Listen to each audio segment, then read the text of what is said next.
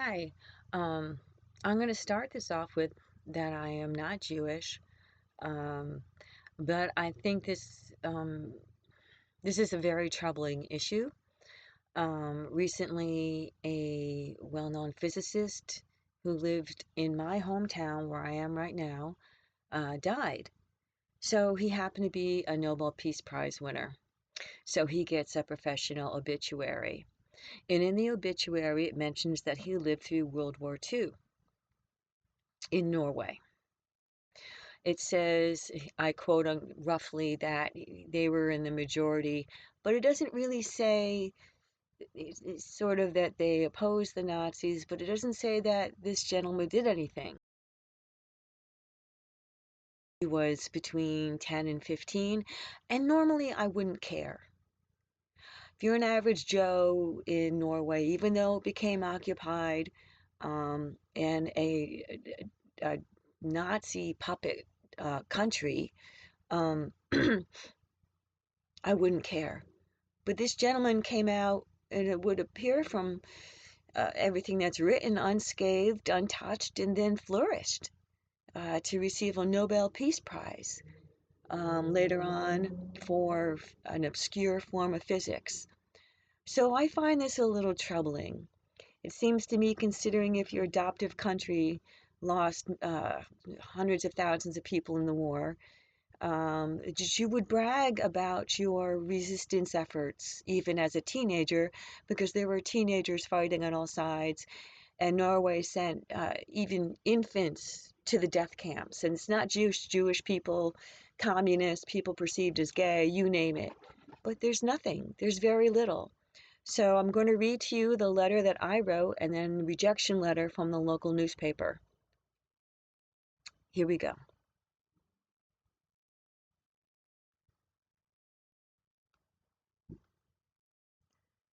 Niskiuna physicist Nobel laureate. But while 12-year-old Calvin Leon Graham joined the U.S. Marines, what did Ivor Gaver do? It's very nice for Ivor that he received so many awards, but what did he do during World War II when Norway was at first neutral and then became a German puppet government? Infants through adults were sent from Norway to concentration camps, and anyone under 15 years old went right to Auschwitz to be killed. In France, 16-year-old Marcel Marceau, using his mime, led an entire Jewish orphanage through the woods to safety. Both my childhood pediatrician, Jane DeRook, late of Gilden but raised in Holland, and my former Skidmore College professor, Elizabeth Carroll, born in France, had parents in the Dutch and French resistance respectively. Professor Carroll's father died for his efforts, but not before sending 12-year-old Elizabeth alone to safety in the USA. My maternal great-uncle, Edmund Nowicki of Schenectady, died in the Navy after receiving both a Gold Star and Distinguished Flying Cross for extraordinary heroism in flight during World War II. My paternal grandmother, Eleanor Cleary, née Rock, worked in a Norden bomb site facility during World War II, sending my toddler father to live with my great-aunt. Norway chose to do nothing and then became a Nazi puppet dictatorship. Roughly 80 million people died in World War II, fighting or not. So that's what I wrote. I know I'm not doing a great job of reading it, and I know it's a little bit harsh, and I wouldn't do it if the man didn't end up having this a lucky, spectacular life. And an aside, he's also a climate change denier, and that's not what this video is about. That's not why I just... But anyway, this is the response I got back from the local newspaper.